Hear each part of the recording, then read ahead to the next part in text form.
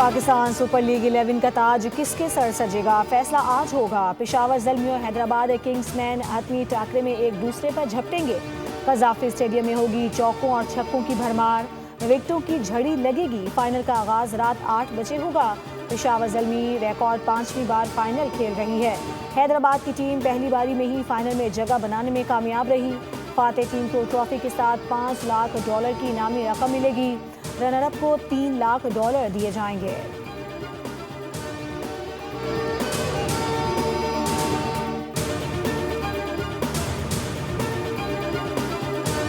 PSL 11 کے final سے قبل رنگا رنگ اختتامی تقریب ہوگی۔ قذافی اسٹیڈیم میں معروف گلوکار عاطف اسلم، علی عظمت، عارف لوہار، آئمہ بیگ اور صابری سسٹرز اپنی پرفارمنس سے شائقین کو محظوظ کریں گے۔ آتش بازی کا شاندار مظاہرہ کیا جائے گا۔ شائقین کو شام 6 بجے تک اسٹیڈیم پہنچنے کی ہدایت۔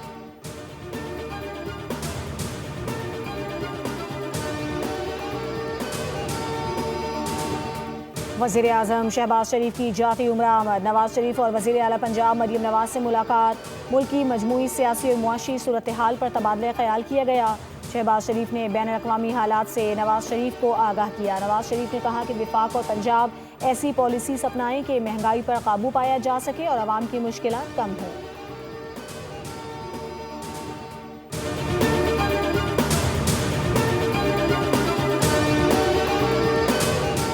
ایران کی تازہ ترین تجاویز پیش کر دی گئی ہیں۔ نئی تجاویز کا جلد جائزہ لوں گا۔ ایران پر دوبارہ حملے کرنے کے امکانات موجود ہیں۔ ایران نے جو کچھ کیا ہے اب تک ایران نے اس کی زیادہ بڑی قیمت ادا نہیں کی۔ ایران سے ہماری مذاکرات کی صلاحیت لامحدود ہے۔ آبنہ ہرمز کی ناکہ بندی انتہائی دوستانہ ہے۔ ٹرمپ نے ٹروتھ سوشل پر جاری بیان میں کہا کہ جنگ ابھی ختم کر دیں تو تعمیر نو میں 20 سال لگیں گے۔ کوئی نہیں چاہتا کہ چند سال بعد دوبارہ جنگ کے لیے جائیں۔ ایران کی ناکہ بندی مؤثر انداز میں جاری ہے۔ ناکہ بندی فرینڈلی ہے۔ ایرانی نائب وزیر خارجہ کاظم غریب آبادی نے کہا ہے کہ گیند اب امریکہ کے کورٹ میں ہے۔ واشنگٹن پر منحصر ہے کہ وہ سفارتکاری کا راستہ اختیار کرے یا محاذ آرائی کا۔ ایران کسی بھی جارحیت کا جواب دینے کے لیے تیار ہے۔ نائب وزیر خارجہ نے کہا کہ قومی مفادات کے تحفظ کے لیے ہر طرح کے حالات کا مقابلہ کرنے کے لیے پرعزم ہیں۔ پاکستان کے ذریعے بھیجی گئی تجویز پر امریکہ کے رد عمل کا انتظار ہے۔ ایران ہر قسم کی جارحیت کا مؤثر جواب دینے کے لیے مکمل طور پر تیار ہے اور اپنی قومی سلامتی پر کوئی سمجھوتا نہیں کرے گا۔ اور ملک کے بیشتر علاقوں میں سورج کے تیور۔ جنوبی علاقے شدید گرمی کی لپیٹ میں۔ کراچی میں درجہ حرارت 39 ڈگری کو چھو گیا۔ حالیہ گرمی کی لہر کل تک بدستور برقرار رہے گی۔ شہر میں کل پارہ 41 ڈگری سینٹی گریڈ تک جانے کا امکان ہے۔ ترجمان ایرانی وزارت خارجہ نے امریکی صدر کے بیان پر رد عمل دیتے ہوئے کہا کہ امریکی صدر نے کھلے عام ایرانی بحری جہازوں کی غیر قانونی ضبطگی کا اعتراف کیا۔ ترجمان ایرانی وزارت خارجہ اسماعیل بقائی نے کہا کہ صدر ٹرمپ نے خود کو بحر قزاق قرار دیا ہے۔ ٹرمپ نے ڈھٹائی سے کہا ہے کہ امریکہ قزاقوں کی طرح کام کر رہا ہے۔ یہ کوئی زبان پھسلنے کا معاملہ نہیں تھا۔ اسماعیل بقائی نے مزید کہا کہ صدر ٹرمپ کا بیان بین الاقوامی بحری آمد و رفت کے خلاف اقدامات کی مجرمانہ نوعیت کا کھلا اعتراف ہے۔ بین الاقوامی برادری اور UN سیکرٹری جنرل کھلی خلاف ورزیوں کو معمول بنانے کی کوشش کو سختی سے مسترد کر دیں۔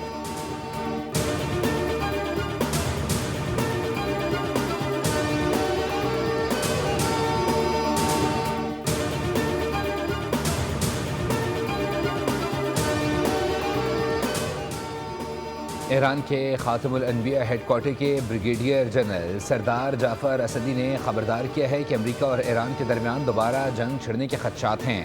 انہوں نے کہا کہ مسلح افواج کسی بھی نئی امریکی مہم جوئی کے لیے تیار ہیں۔ جنرل اسدی نے کہا کہ امریکہ کسی معاہدے کی پاسداری نہیں کرتا اور تنازع کا امکان موجود ہے۔ نہ صرف ایرانی مسلح افواج اور عوام بلکہ وہ سیاسی گروہ بھی جن میں کبھی کبھی اختلاف ہوتا تھا آج متحد ہیں۔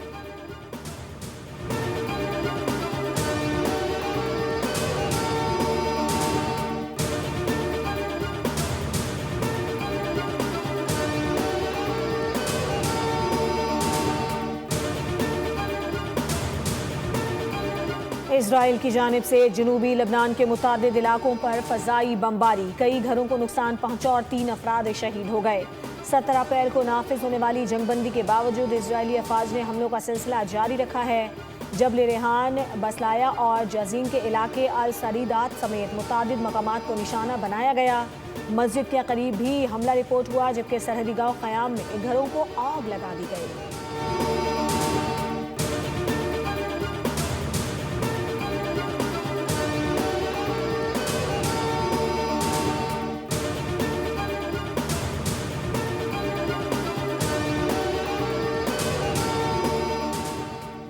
نائب وزیر اعظم اسحاق ڈار کا کویتی ہم منصب سے ٹیلی فونک رابطہ، خطے کی صورتحال اور اقتصادی اثرات پر اہم مشاورت۔ ترجمان دفتر خارجہ کے مطابق دونوں رہنماؤں کے درمیان خطے کی بدلتی ہوئی صورتحال اور اس کے ممکنہ اقتصادی اثرات پر تفصیلی تبادلہ خیال ہوا۔ اسحاق ڈار نے سفارتکاری اور مؤثر رابطہ کاری پر پاکستان کے عزم کا اعادہ کیا۔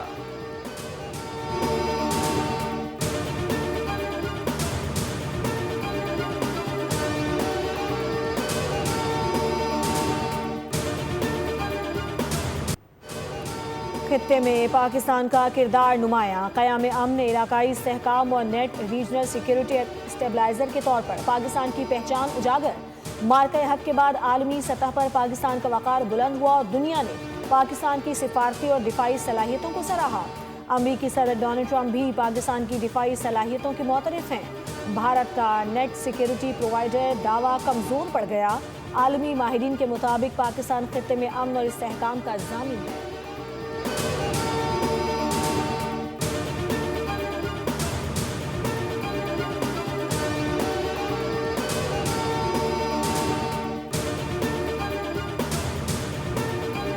The unjustified actions and unilateral measures announced by the Indian government on 23rd April, followed by belligerent public statements, have significantly heightened tensions and pose a serious threat to regional peace and security. مارکہ حق کو 1 سال مکمل ہونے پر قوم اور افواج کا لازوال اتحاد مزید مستحکم۔ آزاد کشمیر مستقل مندوب عاصم اختار نے کہا کہ بھارتی اقدامات علاقائی امن و سلامتی کے لیے سنگین خطرہ ہیں۔ پاکستان کے بھارتی جارحیت سے قبل ہی اس کے ناپاک عزائم دنیا کے سامنے بے نقاب کیے گئے اور خبردار کیا کہ کسی بھی آبی جارحیت کو اعلان جنگ تصور کیا جائے گا۔ پاکستان نے کہا کہ ہم اپنی خود مختاری اور علاقائی سالمیت کے دفاع کے لیے مکمل طور پر تیار ہیں اور اقوام متحدہ کے ثالثی قبول کرنے پر رضامند ہیں۔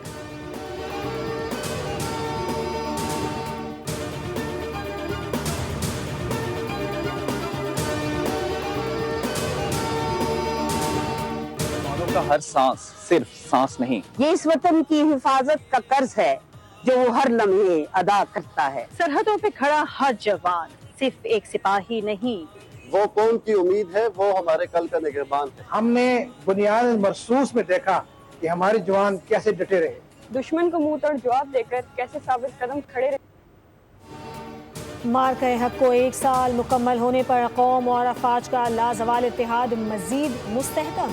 آزاد کشمیر کے عوام نے بھرپور قومی جوش و ولولے کے ساتھ اظہار خیال کیا۔ شہریوں نے کہا کہ پوری قوم اور مسلح افواج کے درمیان مثالی یکجہتی قابل فخر اور قابل تقلید ہے۔ یہ اتحاد ہمارے اجتماعی شعور، قومی غیرت اور عزم صمیم کی عکاسی کرتا ہے۔